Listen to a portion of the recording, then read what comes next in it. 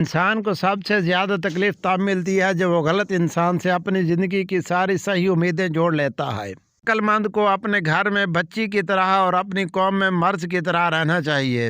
حکیم لقمان کی اپنے بیٹے کو نصیحت: عبادت کے وقت اپنے دل کو قابو میں رکھنا، جب دسترخوان پر بیٹھو تو اپنے پیٹ کو قابو میں رکھنا، کسی کے گھر جاؤ تو اپنی آنکھوں کو قابو میں رکھنا، کسی محفل میں بیٹھو تو اپنی زبان کو قابو میں رکھنا، اللہ اور موت کو ہمیشہ یاد رکھنا، اپنی نیکیوں کو اور دوسروں کی برائیوں کو بھلا دینا، دولت تقسیم کی جائے تو کم ہوتی ہے، علم بانٹا جائے تو بڑھ جاتا ہے۔ بچپن کا علم پتھر کی لکیر ہوتا ہے، برے دوستوں سے بچو کیونکہ وہ تمہارا تعارف بن جاتے ہیں۔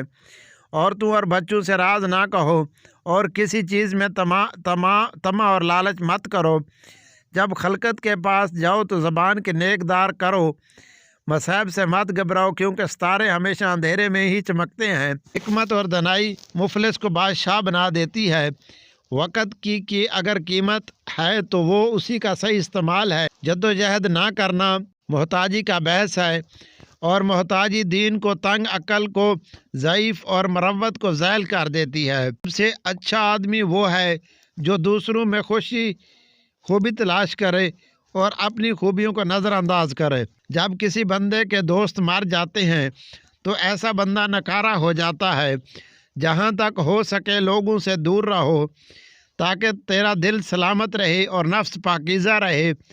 خدا کی معرفت حاصل کرو اور اسے اچھی طرح پہچانو۔ جو بات کسی سے کہو اس پر خود بھی عمل کرو۔ موقع سے بولو اور مناسب گفتگو کے لیے لب کشائی کرو۔ ہر قسم اور ہر طبقے کے لوگوں کو پہچانو اور ان کے ساتھ مناسب برتاؤ کرو۔ دوستوں کا امتحان فائدہ اور نقصان دونوں حالتوں میں کرو۔